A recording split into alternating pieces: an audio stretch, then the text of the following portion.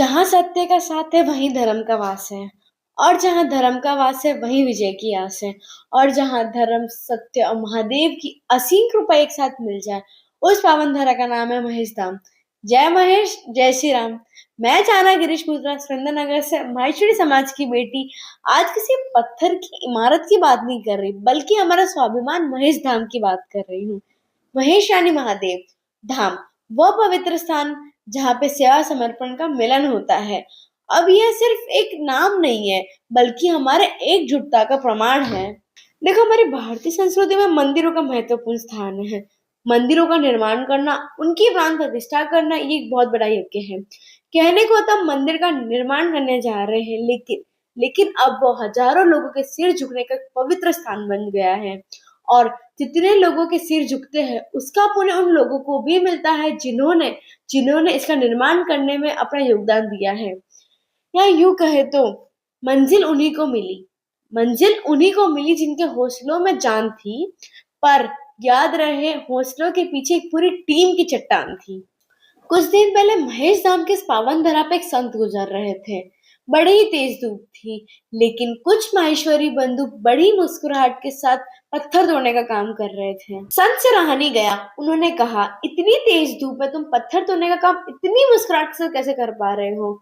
उनमें से एक माहेश्वरी बंधु बोला कि हम इस पावन धरा पर एक भव्य मंदिर का निर्माण करना चाह रहे हैं, जहाँ सभी देवी देवताओं का स्थान हो।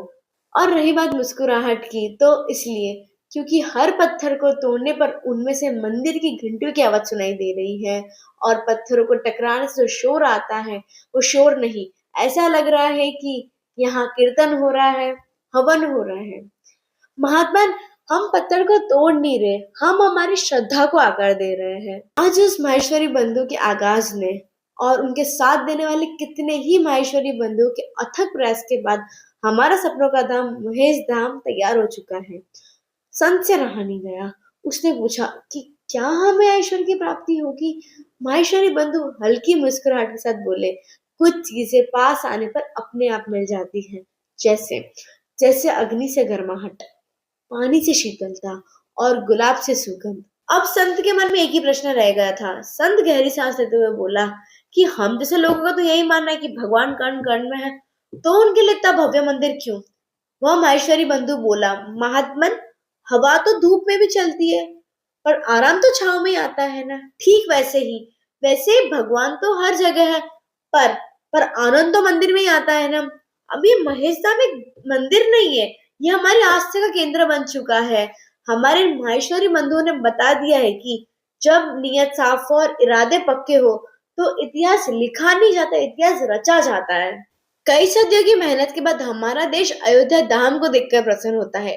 ठीक वैसे ही कई सालों की मेहनत के बाद हमारा समाज महेश धाम को देखकर प्रसन्न हो रहा है।